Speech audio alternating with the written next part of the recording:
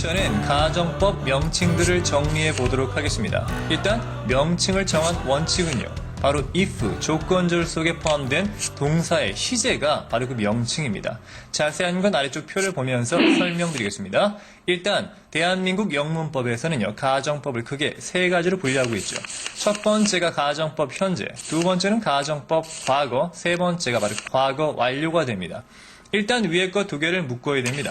왜냐하면 쌤이 앞에 한번 설명했던 것처럼 가정법에서의 시제 개념은 크게 두 가지, 즉 현재 이후냐 아니면 과거냐라고 했죠. 따라서 이 두 가지가 현재 이후의 상황을 말하는 것이고요. 아래쪽 건 바로 과거의 상황을 말하는 것이 되겠죠.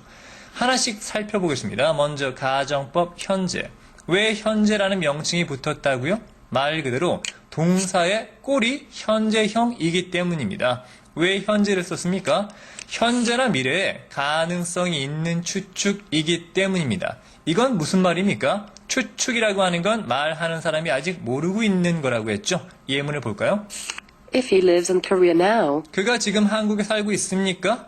아직 모르죠. 그러니까 살고 있다면 이라고 하는 추측입니다. we can find him. 우리가 그를 찾을 수도 있겠죠. 말 그대로 가능성이 있는 겁니다. 아직 확인을 안 했으니까 말이죠. 모르고 있는 추측이 됩니다. 자, 그렇다면 가정법 과거라고 하는 건 왜 과거라는 명칭이 붙었습니까? 말 그대로 동사의 과거형을 쓰니까 과거라고 붙인 것 뿐입니다. 왜 과거를 썼습니까? 현재나 미래인데 과거를 썼다는 건 말 그대로 그 시점에 가능성이 없거나 매우 낮다는 걸 뜻합니다. 일반적으로는 가능성이 없는 걸 뜻합니다. 왜냐하면 가정이라고 하는 게 가짜로 정의를 내리는 거죠. 알고 있는 걸 어떻게? 반대로 말입니다. 예문을 보면은요.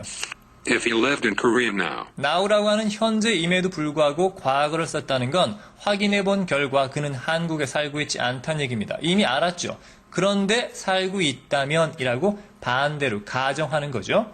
우리가 찾을 수 있습니까? 못 찾는 상황인데 we could find him. 지금처럼 동사를 과거로 써서 찾을 수 있을 텐데 못 찾는다는 유감이겠죠. 이건 뭡니까? 모르는 게 아니라 알고 있는 사실의 반대 가정입니다. 자, 따라왔죠? 세 번째, 가정법 과거 완료는 또 왜 과거 완료라고 합니까? 간단하다니까요. 동사의 꼴이 과거 완료 형태입니다. 말 그대로 이제는 과거의 얘기니까 과거에 이미 지나갔던 일, 내가 알고 있는 겁니다. 가능성이 없는 가정을 말합니다. 예문 보도록 하죠. If he had lived in Korea last year, 자, 작년이라고 하는 명백한 과거죠. 작년이면 과거를 써야 되는데 과거 완료를 썼으니까 뭐예요? 작년에 그가 한국에 없었다는 걸 내가 이미 알고 있는데 작년에 한국에 살았다면 말이야 라고 해서 알고 있는 걸 반대로 가져가는 거죠. we could have found him.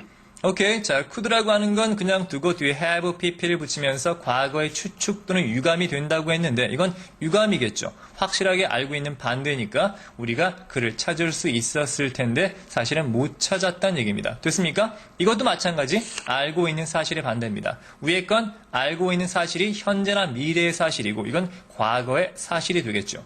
됐습니까? 여기까지 정리하면 말이죠. 한 가지 의문이 나야 됩니다. 뭡니까? 바로 가정법 현재죠.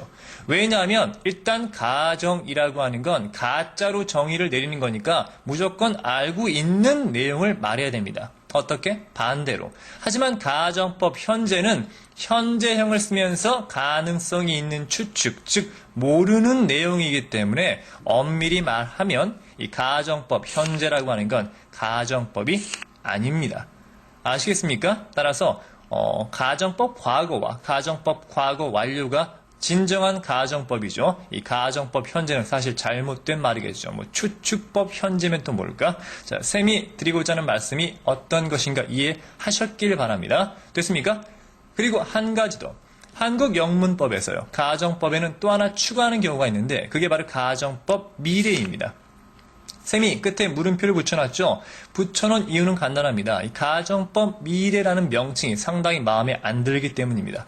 왜냐하면 원칙적으로 이런 명칭을 붙인 이유는 동사형이 현재형이거나 과거형, 과거 완료형을 각각 딴 거 아닙니까? 그렇다면 상식적으로 가정법 미래라고 하는 건 동사의 미래형을 써야 될 거 아닙니까? 하지만 동사의 미래형을 쓰나? 물어보고 있죠? 아닙니다. X. 따라서 가정법 미래는 엄밀히 말하면 명칭이 잘못됐겠죠. 사실 형태는 가정법 과거 꼴입니다. 왜냐하면 if 조건절 속에 이 동사의 과거형이 오기 때문입니다. 크게 이 가정법 미래를 세 가지로 설명하고 있는데 그게 뭐냐면 지금 보시는 세 가지입니다. 똥똥똥 내려왔죠? 첫 번째 would, 두 번째 should, 세 번째가 were to입니다. 보시면 아시겠지만 각각 일단 동사, 조동사의 과거형이라든가 비동사의 과거 형태가 나오고 있죠. 그러니까 꼴만 따진다면 이 가정법 과거랑 모양이 유사합니다. 그럼에도 불구하고 왜 가정법 미래라는 말을 붙였는가 하면요. 재밌죠? 앞에 요 세 개의 명칭의 원칙은 동사 형태를 보고 붙인 건데 요건 동사 형태가 아니라 의미로 붙인 겁니다. 즉 앞서 공부했던 것처럼 현재나 과거는요, 현재나 미래의 가능성이 있거나 없거나 이거였죠. 근데 가정법 미래는 오직 미래만 따집니다. 미래만. 그렇기 때문에 가정법 미래라고 붙인 것 같습니다. 자, 그러면 이 가정법 미래라고 하는 걸 어떤 의미로 받아들여야 되는가? 바로 다음 페이지 가서 차근차근 공부하도록 합니다. 자, 일단 다음 페이지로 넘어가죠.